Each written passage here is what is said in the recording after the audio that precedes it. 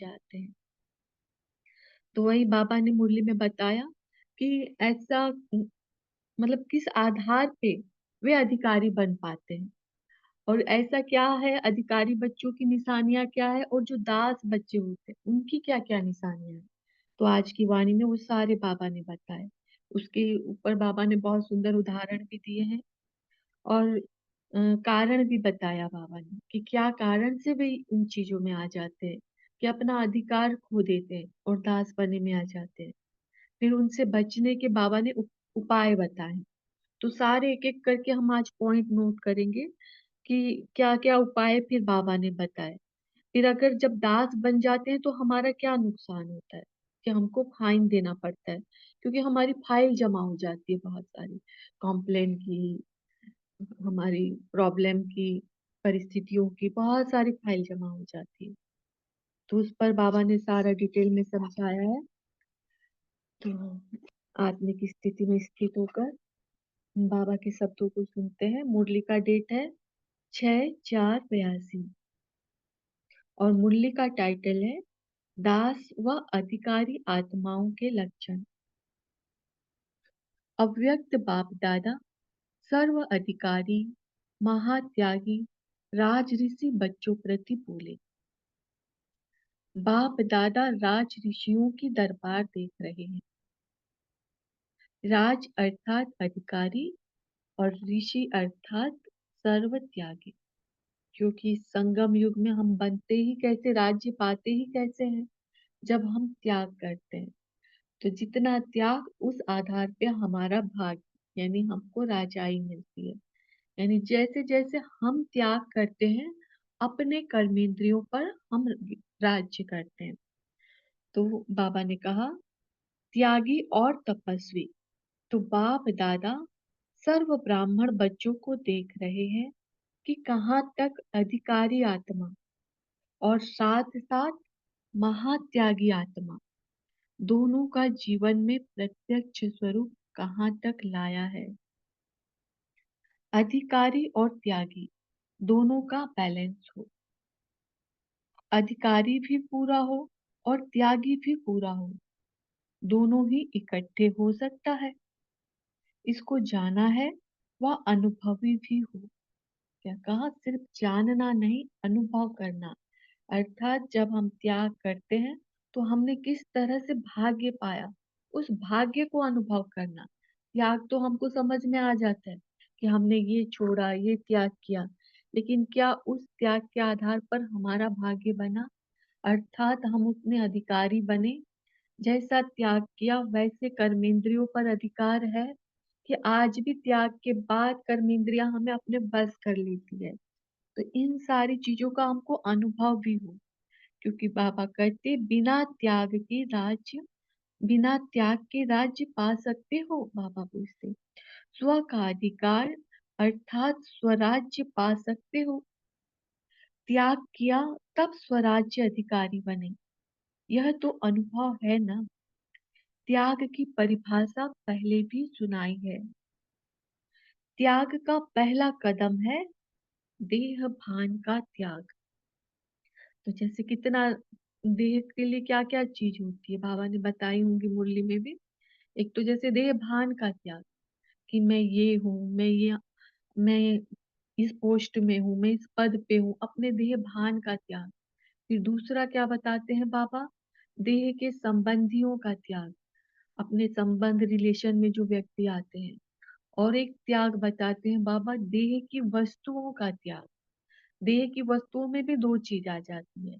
एक तो जो देह के लिए जरूरत है वो सारी हो जाती है देह की वस्तुएं, उनका त्याग मतलब सिर्फ नेसेसरी को रखना है, उसके बाद देह की जरूरत वस्तुओं को नहीं रखना।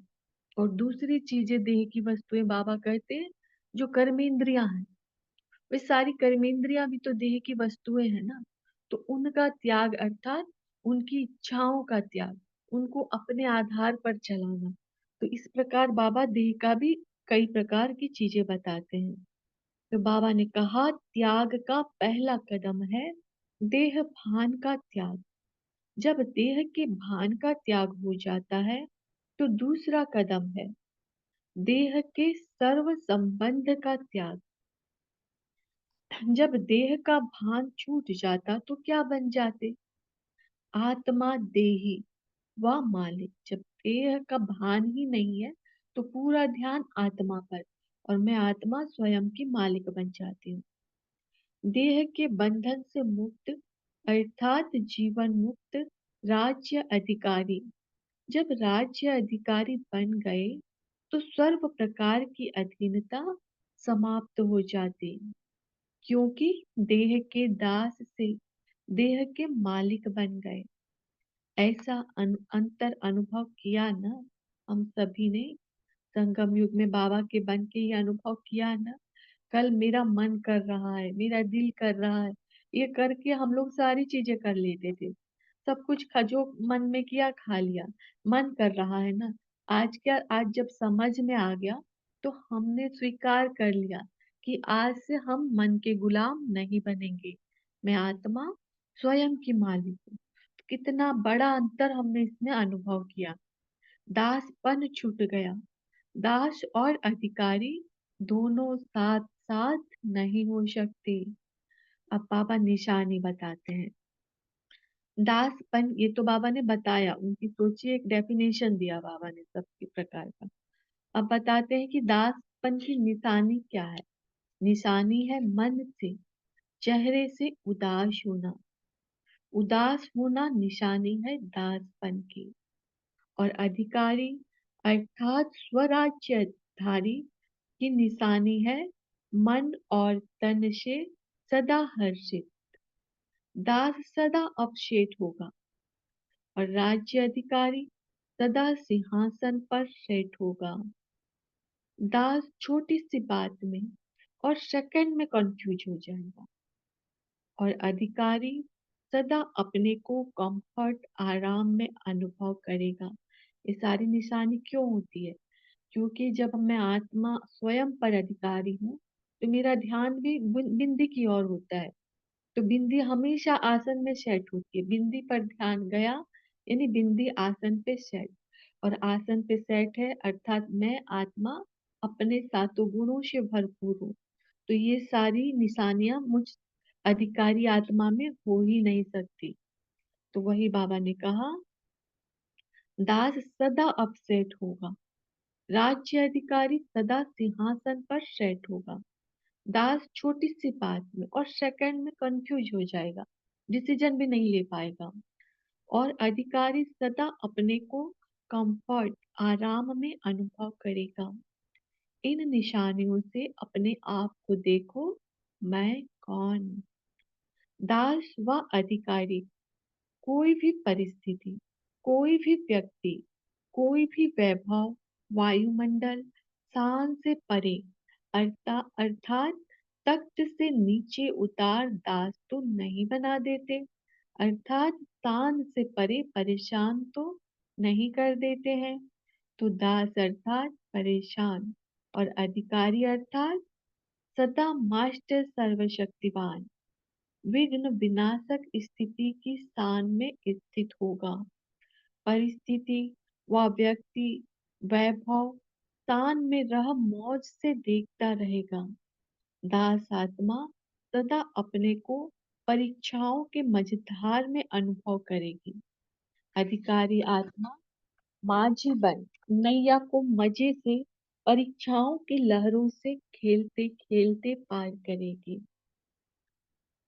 बाप दादा दास आत्माओं की कर्म लीला देख रहम के साथ साथ मुस्कुराते हैं। साकार में भी एक हंसी की कहानी सुनाते थे। दास आत्मा क्या करत भाई? कहानी याद है? सुनाया था कि चूहा आता, चूहे को निकालते तो बिल्ली आ जाती, बिल्ली को निकालते तो कुत्ता आ जाता, एक निकालते दूसरा आता, दूसरे को निकालते तो तीसरा आ जाता। इसी कर्म लीला में बीजी रहते हैं, क्योंकि दास आत्मा है ना। क्या होता है, परिस्थिति आती है, उन परिस्थिति को सुलझाते सुलझाते हमारी अपनी स्थिति बिगड़ जाती है।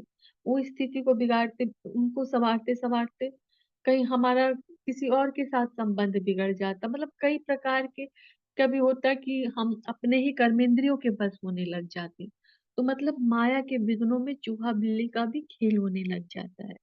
तो कभी आंख रूपी रूपी चूहा धोखा दे देता, तो कभी कान रूपी बिल्ली धोखा दे देती। कभी बुरे संस्कार रूपी शेर वार कर लेता, और बेचारी दास आत्मा उन्हीं को निकालते निकालते उदास रह जाती है। इसीलिए बाप दादा को रहम भी आता है और मुस्कुराहट भी आती है। तख्त छोड़ते ही क्यों हो? ऑटोमेटिक खिसक जाते हो क्या?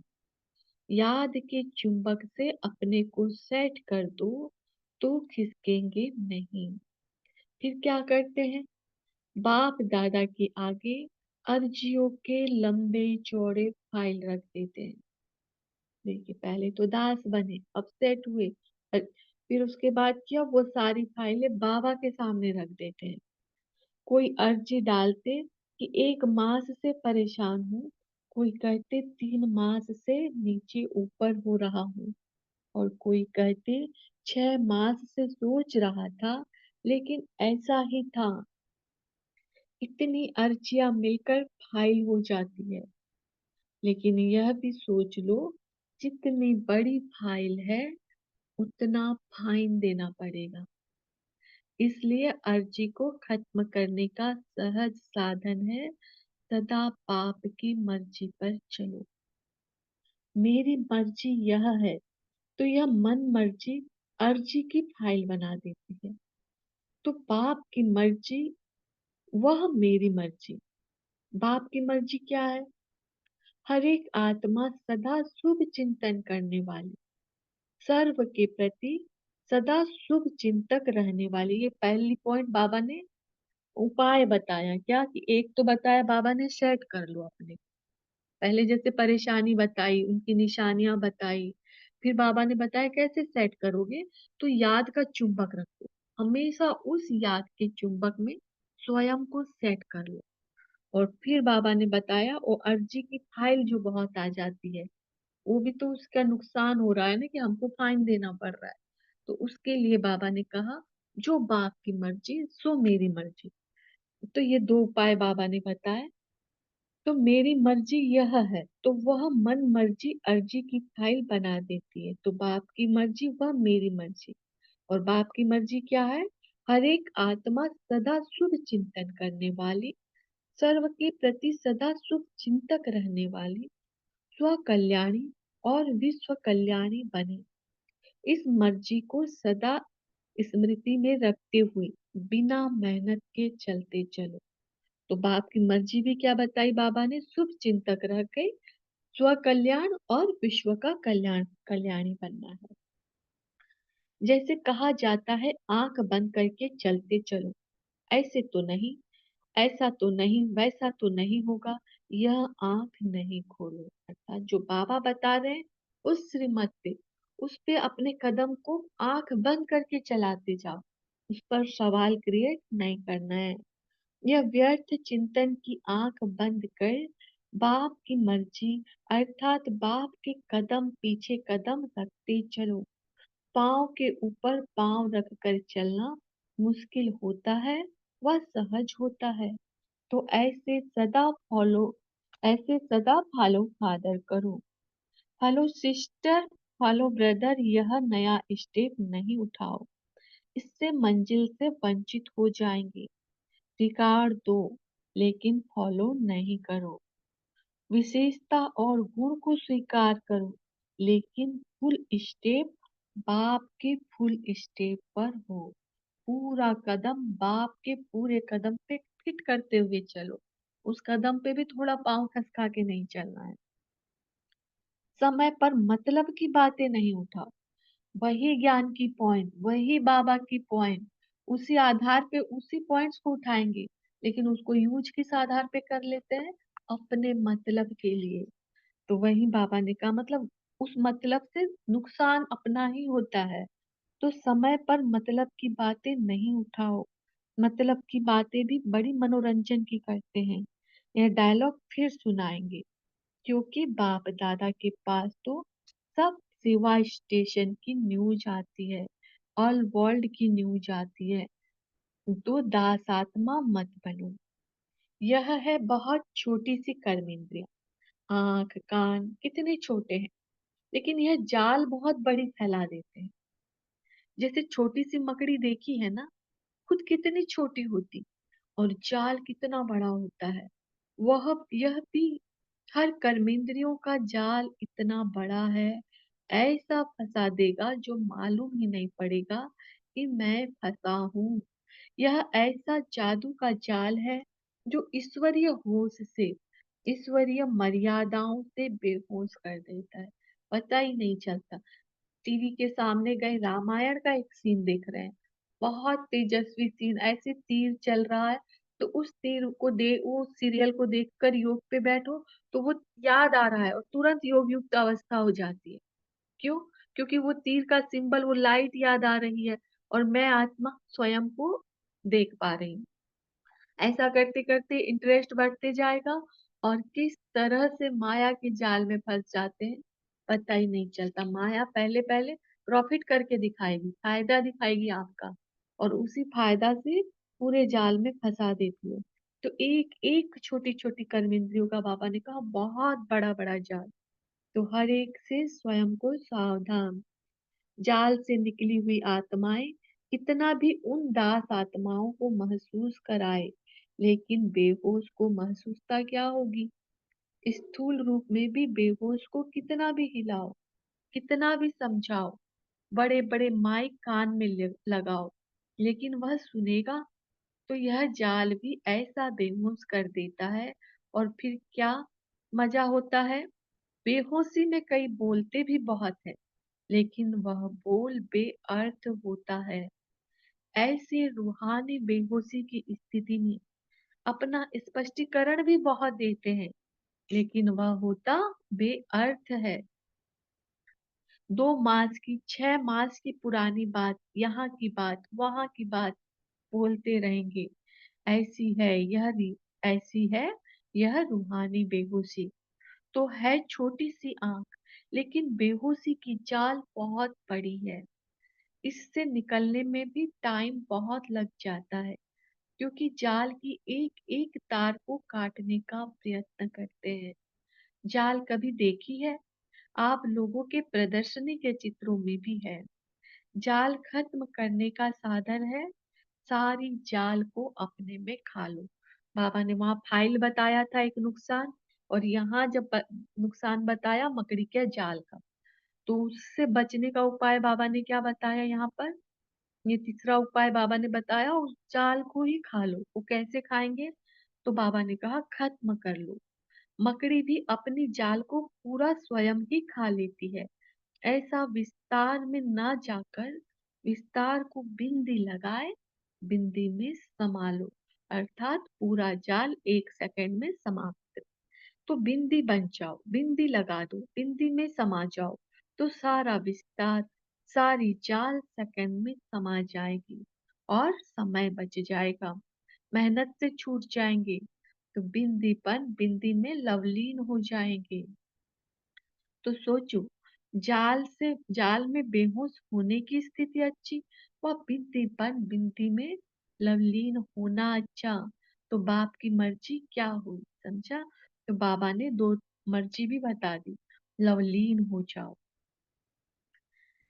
फिर बाबा आगे बताते, जबकि झाड़ को अभी परिवर्तन होना ही है, तो झाड़ के अंत में क्या रह जाता है?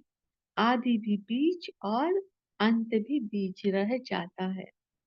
अभी इस पुराने वृक्ष के परिवर्तन के समय पर वृक्ष के ऊपर मास्टर बीज रूप स्थिति में स्थित हो जाओ। बीज तो बाबा, बाबा से निकला झाड़, अब झाड़ से हम फल, अब हम फल से वापस फल के बीज में समा जाओ, तो फिर से हम अपना वृक्ष बन जाएंगे। तो वापस बाबा ने कहा अपने बीज के अंदर समा जाओ। इसको ही कहा जाता है बाप सम्मान स्थिति। बाप सिंधु होते भी बिंदु है। ऐसे मास्टर बीज रूप स्थिति कितनी प्रिय है। तो ये बाबा ने एक और पॉइंट कहा, अपने बीज रूप स्थिति में समा जाओ। इसके फिर बाबा कहते, इस स्थिति में सदा स्थित रहो, समझा क्या करना है? देखो दोनों जोन की विशेषता भी यही है। कर्नाटक अर्थात नाटक पूरा किया, अभी चलो लवलीन हो जाओ। और यूपी में भी नदियां बहुत है, तो नदी सदा सागर में समा जाओ। देखो कितने सुंदर से बाबा उदाहरण लेके करते। कर्नाटक यानी विश्व का अभी नाटक समाप्त, तो वापस लवलीन हो जाओ। और यूपी में भी बहुत नदियां हैं, तो नदियां सागर में समा जाओ। सारी पॉइंट बाबा एक बिंदु रूप में समाने के ऊपर बता रहे हैं। तो आप सागर में समा जाओ अर्थात लवलीन हो जाओ। दोनों की विशेषता है ना, इसलिए शांत से लवलीन स्थिति में सदा बैठे रहो, नीचे ऊपर नहीं आओ। आवागमन का चक्कर तो अब पूरा किया ना, अभी तो आराम से शांत से बैठ जाओ। अच्छा, ऐसे सदा सर्व अधिकारी और सर्व त्यागी, सदा बेहोशी के जाल से मुक्त, आवागमन से मुक्त, मास्टर बीज रूप स्थिति में लवलीन रहने वाले, ऐसे राजऋषि आत्माओं को बाप दादा का याद प्यार और नमस्ते।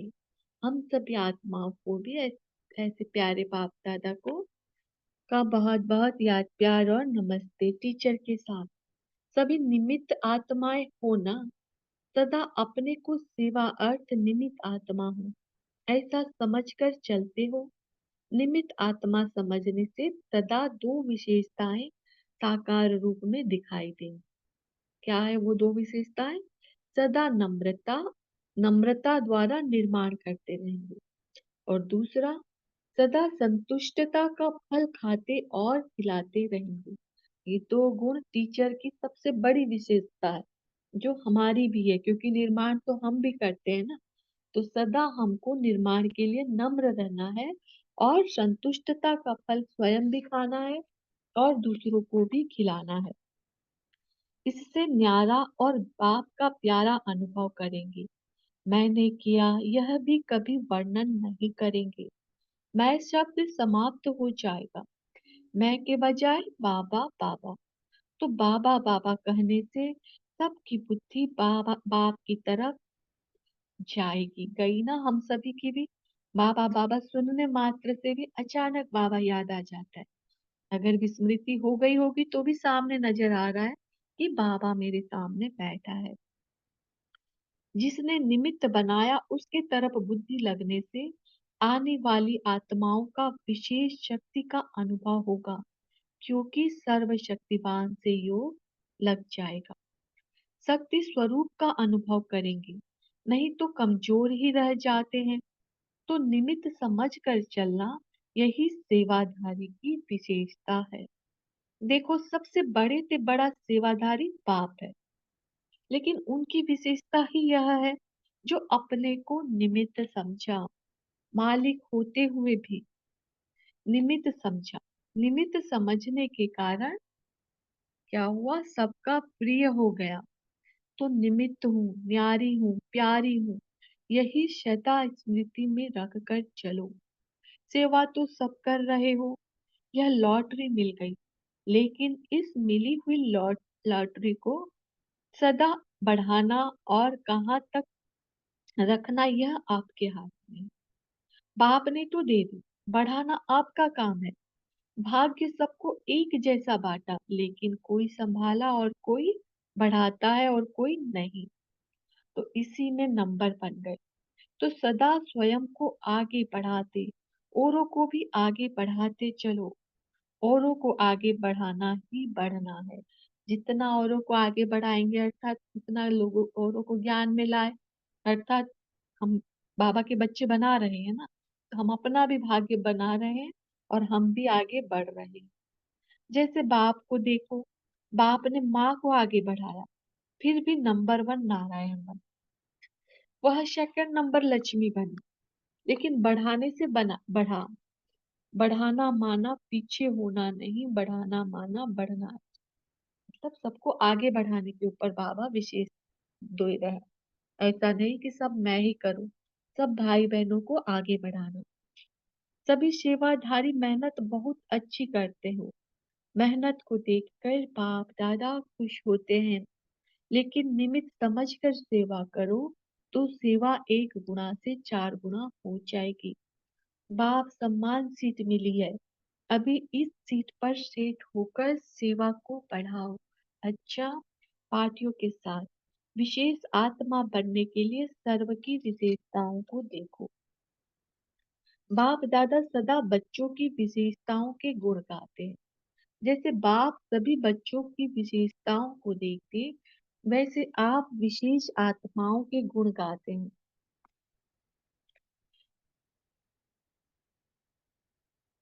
जैसे बाप सभी बच्चों की विशेषताओं के सॉरी जैसे बाप सभी बच्चों की विशेषताओं को देखते, वैसे आप विशेष आत्माएं भी सर्व की विशेषताओं को देखते स्वयं को विशेष आत्मा बनाते चलो। विशेष आत्माओं का कार्य है विशेषता देखना और विशेष बनना सभी। कभी भी किसी आत्मा के संपर्क में आते हो तो उसकी विशेषता पर ही नजर जानी चाहिए। जैसे मधुमक्खी की नजर फूलों पर रहती, ऐसे आपकी नजर सर्व की विशेषताओं पर हो। हर ब्राह्मण आत्मा को देख सदा यही गुण गाते रहो, वाह श्रेष्ठ आत्मा वाह। अगर दूसरों की कमजोरी देखेंगे तो स्वयं भी कमजोर बन जाएंगे। तो आपकी नजर किसी भी कमजोरी रूपी कंकड़ पर नहीं जानी चाहिए। आप होली हंस सदा गुण रूपी मोती चुगते रहो। अच्छा, दूसरा समय और स्वयं के महत्व को स्मृति में रखो तो महान बन जाएंगे। समय और स्वयं को के महत्व को स्मृति में रखो तो महान बन जाएंगे। संगम युग का एक एक सेकंड सारे कल्प की प्रालब्ध बनाने का आधार है। ऐसे समय के महत्व को जानते हुए कदम उठाते हो। ऐसा समय जैसे समय महान है, वैसे आप भी महान आत्मा हो, क्योंकि बाप दादा द्वारा हर बच्चे को महान आत्मा बनने का वर्षा मिला है। तो स्वयं के महत्व को भी जानकर हर संकल्प, हर बोल और हर कर्म महान करो। सदा इसी स्मृति में रहो कि हम महान बाप के बच्चे महान हैं। इससे ही जितना श्रेष्ठ भाग्य बनाना चाहो बना सकते हो। संगम युग को यही वरदान है, सदा बाप द्वारा मिले हुए खजानों से खेलते रहो। कितने अखुट खजाने मिले हैं, गिनती कर सकते हो? तो सदा ज्ञान रत्नों से, खुशी के खजानों से, शक्तियों के खजानों से खेलते रहो। सदा मुख से रतन निकले, मन में ज्ञान का मनन चलता रहे, ऐसे धारणा स्वरूप रहो।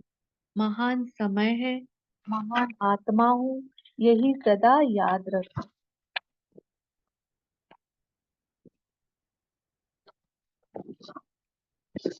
ओम शांति जी। शुक्रिया प्यारे बाबा का, शुक्रिया आप सभी का। ओम शांति। 1 मिनट साइलेंस में रहेंगे और फिर सभी पॉइंट्स में।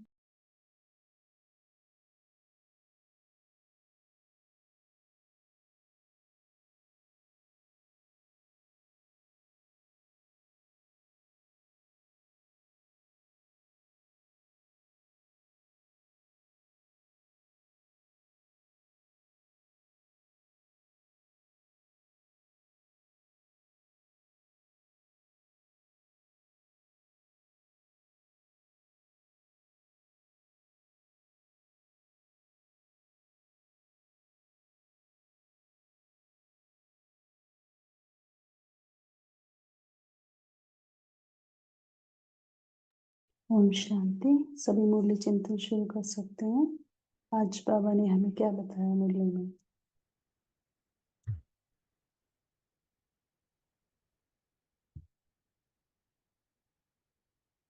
हैंड रेज कर सकते हैं या माइक ऑन करके बोल सकते हैं अपना मनन चिंतन।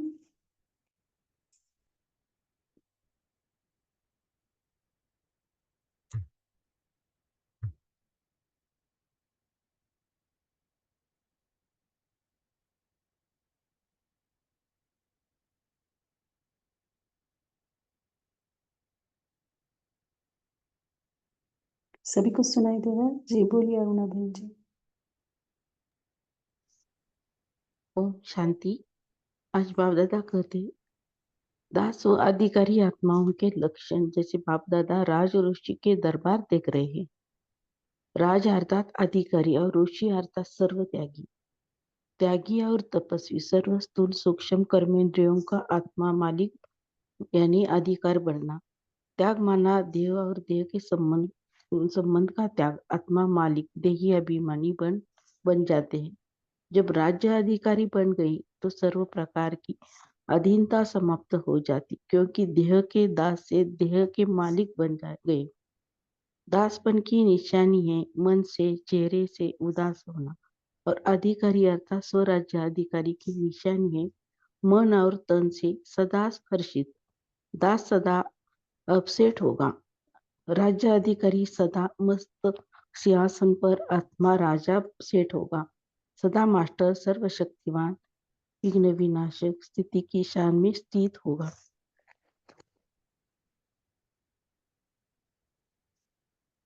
ओम शांति। जैसे कि 1 मिनट।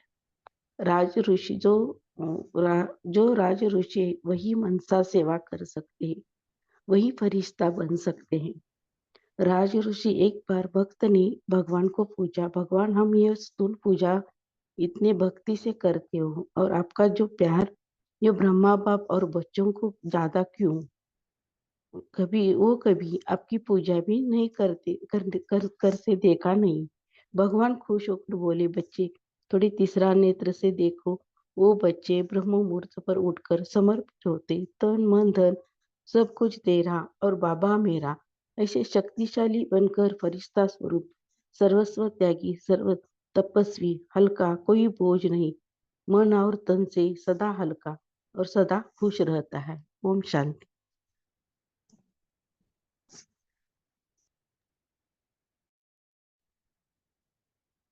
जी। तो बाबा ने आज क्या हमें जो है साधन बताए हैं,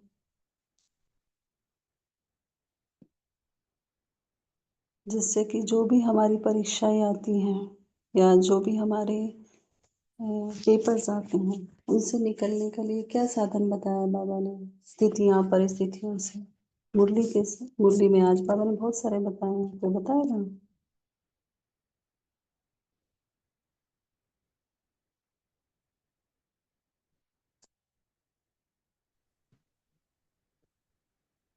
ओम शांति दीदी। हाँ, इसमें बाबा ने अधिकारी और दासी का दोनों का अंतर में ये बताया है। अधिकारी अर्थात सदा मास्टर सर्वशक्तिवान रहते हैं, विघ्न विनाशक स्थिति में शान में स्थित होते हैं। परिस्थिति व व्यक्ति वैभव शान में मौज में देखते रहते हैं। दास आत्मा सदा अपने को परीक्षाओं के मजेदार में अनुभव करेगा। अधिकारी आत्मा मौज में नैया को मजे से परीक्षाओं से लहरों से खेलते खेलते पार करेंगे। थैंक यू दीदी। ओम ओम शांति। तो बाबा ने बताया भी ना, जो दास बन जाते हैं, तो उस दास से छूटने का उपाय क्या है? ऐसा क्या करें कि हम दासपन से निकल जाए? तो आज बाबा ने कई विधियां बताई है, उनमें से आप शेयर कर सकते हैं। और आप अपने जीवन में देखिए, हाँ, पर हम लोगों के ऊपर भी तो परिस्थितियां आई हुई है ना। अचानक से तो बाबा का ज्ञान पाते ही तो पूरे टॉप पे तो नहीं चले गए। कभी कभी जीवन में आई है कि हम भी उदास होते रहे। तो ऐसा क्या किया हमने, इनमें से ऐसा क्या किया जो सारी परिस्थितियां मिट गई? और हाँ, कई बार होता है कि मुरली से बाहर के भी पॉइंट्स ले सकते हैं, कि हमको बाबा के ज्ञान के कोई पॉइंट्स याद आ जाते हैं। ऐसा कोई पॉइंट्स होता है, या कोई भाई बहन का ऐसा कोई पॉइंट्स आ जाता है जिसको लेकर हम सारी परिस्थितियां भूल जाते हैं। जैसे कई बार आज एक पॉइंट्स बाबा बाबा भी कहा है। तो जैसे ये सिस्टर ने भी बताया था, एक बार इतनी बड़ी परिस्थिति आई, मेरे मुंह से तुरंत बाबा निकला। एक शब्द बाबा भी सारी परेशानियों से मुक्त कर देता है। तो वैसे आप अपने अनुभव से भी बता सकते हैं, और मुरली के आधार पर भी शेयर कर सकते हैं।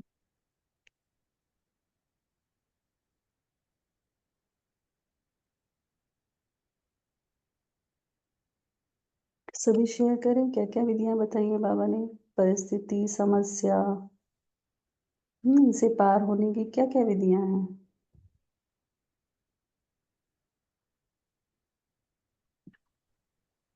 ओम शांति। एक तो आत्मा ने कहा है कि याद के चुंबक में अपने को सेट कर दो। तो चुंबक क्या है कि चुंबक होगा तो खिसकेंगे नहीं, चुंबक एक जगह फिक्स हो जाता है। तो बाबा ने कहा कि याद के चुंबक में फिक्स कर दो तो और दूसरे की परेशानियों में नहीं जाएंगे। मैं इतने दिन से ये सोच कर रहा हूँ, ये कर रहा हूँ, ये नहीं कर कर फाइल नहीं क्रिएट करेंगे, फाइल खत्म कर देंगे। दूसरा कार्य, जैसे मकड़ी, बाबा ने बहुत अच्छा एग्जाम्पल दिया कि आंख कितनी छोटी है, कान कितने छोटे हैं, लेकिन इनके से मकड़ी इतनी बड़ी हो जाती है, मकड़ी की तरह जाले बुन जाते हैं। और बाबा ने कहा कि मकड़ी भी लास्ट में मकड़ी को खा लेती है तभी निकल सकती है, नहीं तो तुम उसी में फंसी हुई रहती है। तो बाबा ने कहा कि बिंदी में समा जाओ। तो बा, बाप भी बाप बिंदी भी है, सिंधु भी है, लेकिन बिंदी रहता है तो सिंधु रहता है। तो उसी तरह बिंदी में समा जाओ। ओम शांति। हाँ जी, याद के चुंबक में सेट होते हैं, कैसे होते हैं? जैसे अभी कोई बातें आ रही है, बातें आती है और हम उस बात में एंटर कर गए, तो बातों की चेन शुरू हो जाएगी। उस बातों को लेकर बहुत सारी बातें और उससे रिलेटिव बातें भी याद आती है। तो देखो अभी भी जैसे अभी जैन धर्म में भी बता तो दिया जाता है कि आपको ये करना है याद, लेकिन कैसे करना है वो प्रैक्टिकल में नहीं ला पाते। और बाबा ने हमको कितना प्रैक्टिकल सिखाया कि जैसे ही बातें आए तो तुरंत एक चुंबक फिटिंग हो गया, इस चुंबक में खाली याद ही चिपकेगी वो बाबा की। तो देखा, जैसे ही बातें आ रही है वो व्यक्ति याद आ रहा है जो मुझे बहुत परेशान करता है, तो तुरंत मेरा ध्यान बाबा की तरफ, मैं और बाबा, मैं और बाबा। उस बातों को जैसे कि हम लोग फेंक दे रहे हैं इधर उधर, उसको आने ही नहीं दे रहे हैं, चुंबक से बहुत दूर खिसक जा रही है। थोड़ी देर ये प्रैक्टिस किया, बातें चली जाएगी। फिर थोड़ी देर में आएगी बातें, मतलब ये प्रैक्टिकल अनुभव से बताएं कि बातें अगर बहुत बड़ी होती है ना, तो बार बार आने की कोशिश करेगी और बार बार उस चुंबक को ले आओ। चुंबक लाया, बातें चली जाएगी। ये बहुत सुंदर पॉइंट है, मतलब प्रैक्टिकल लाइफ के लिए बहुत सुंदर है। और मकड़ी का जाल में भी देखो बाबा हर चीज सोच के बताते हैं, जैसे कि ऐसे लग रहा है कि सारी चीजें बाबा के साथ हुई है।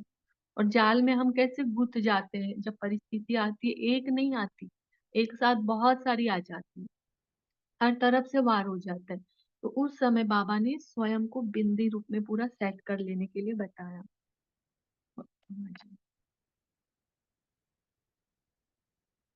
और भी सभी शेयर करें। और एक बाबा ने बताया ना कि बाप की मर्जी पर चलो। मर्जी क्या है बाबा की? अगर मर्जी पर चलते रहो, उनके फुल स्टेप पर चलो, तो कभी भी हम उस दासपन में नहीं आएंगे। तो मर्जी क्या, आज क्या बताया बाबा ने मर्जी? आज सभी ने और मुरली सुनी होंगी ना? हाँ जी, बोलिए। ओम शांति दीदी। बाबा ने कहा सब सदा बाप की मर्जी पर चलना है, हमें सर्व के प्रति शुभ चिंतक रहना है और विश्व का कल्याण और विश्व कल्याणकारी बनना है। इसी मर्जी को सदा स्मृति में रखेंगे तो हमें बिना मेहनत आगे बढ़ सकेंगे। ओम शांति।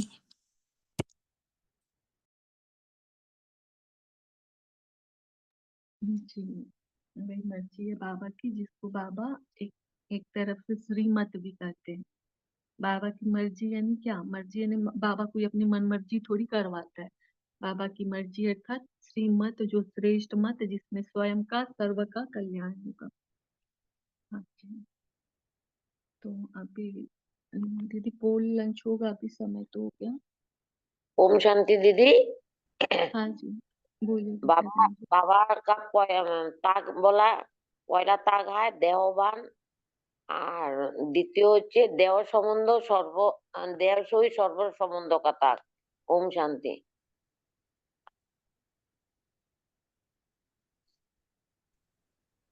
जी, ओम बाबा शांति। ने आज तो बहुत सारे यस। पॉइंट्स बताए थे, बताने को टीचर्स के साथ के भी पॉइंट्स बताए थे, विशेष आत्माओं के ऊपर बताए, समय और स्वयं के महत्व को भी बताया था बाबा ने। तो ये सारी विशेषताओं को आज एक बार मुरली रीड करके ध्यान देंगे कि ये बाबा ने पार्टियों के साथ में लिया हुआ था। और विशेष मुरली के आधार पर आज का हम होमवर्क लेंगे, चेकिंग करेंगे स्वयं की कि क्या ऐसा कुछ है जो मुझे आज भी दास वाली स्थिति में लाता है। हूँ तो मैं बाबा का बच्चा, पुरुषार्थ भी बहुत तीव्र चल रहा है, पर दिन भर में क्या ऐसा कुछ होता है? दास अर्थात क्या, भले ही मैं उदास ना हो रहा हूँ अभी, लेकिन क्या कोई संस्कार है जो मुझे मेरी कर्मेंद्रियों के बस कर रहा है? या हो सकता है सूक्ष्म में हो कि मुझे किसी से बातें करने का मन हो, मुझे चाय नहीं पीना, मैं नहीं चाहता लेकिन मैं चाय पी लेता हूँ क्योंकि ठंड लग रही है या कोई रीजन आ जाता है। ऐसी छोटी छोटी चीजों को चेक करेंगे। बड़े रूप से तो हम सभी ने पार कर ही लिया होगा, तो आज का होमवर्क यही रहेगा, अपनी स्वयं की सारी चेकिंग, और फिर उस चेकिंग से छूटने का उपाय भी स्वयं को खोजकर योग युक्त अवस्था में उसे जरूर छुड़ाएंगे। और एक दृढ़ता के द्वारा, दृढ़ता सबसे बड़ी चाबी है जिसके द्वारा कर्मेंद्रियों की चीजों को हम छोड़ सकते हैं। एक दृढ़ता और दूसरा बाबा से प्यार। जब कह दोगे ना कि मुझे प्यार मेरे बाबा से, मैं मेरे बाबा की खातिर ऐसा करूंगा, तो दृढ़ता स्वतः ही आ जाती है। तो ये दो चीज पर भी विशेष अटेंशन देंगे। तो 2 मिनट, 2-3 मिनट योग की तरफ चलते हैं। बिल्कुल स्थिर होकर बैठ जाते हैं।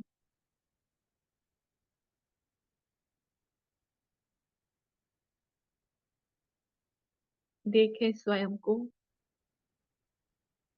दोनों आंखों के मध्य भ्रुकुटी तख्त पर विराजमान अति तेजस्वी ज्योति, मैं आत्मा हूँ।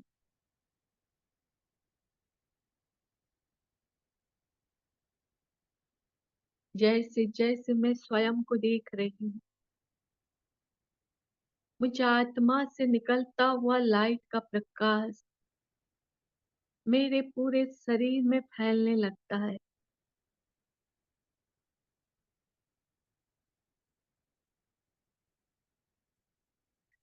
और पूरा शरीर लाइट का, मानो स्थूल शरीर लुप्त हो गया हो और स्वयं को बिल्कुल लाइट के शरीर में देख रही हूँ।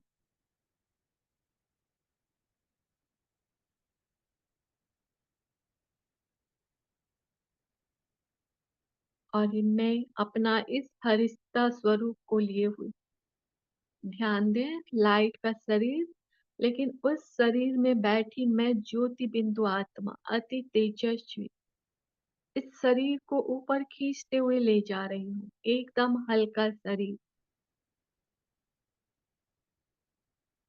और ऊपर जाते हुए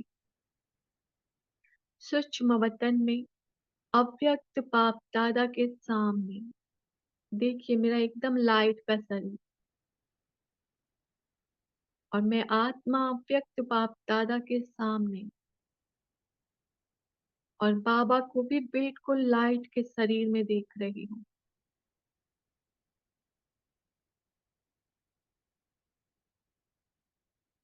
और देख रही हूँ अव्यक्त बाप दादा की भ्रुकुटी से निकलता हुआ तेज प्रकाश मेरे इस लाइट के शरीर पे पड़ रहा है।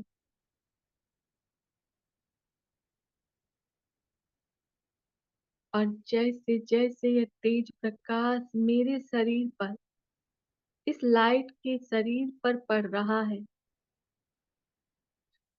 जो भी सूक्ष्म रूप में रहा हुआ बंधन सभी कट रहा है।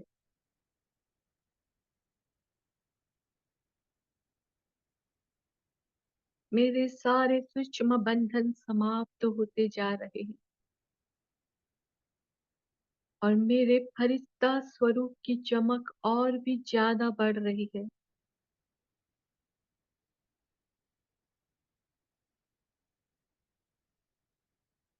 एक एक करके सारे बंधन समाप्त, बाबा के नैनों से आती हुई स्नेह भरी किरणें मेरे नैनों में समा रही है।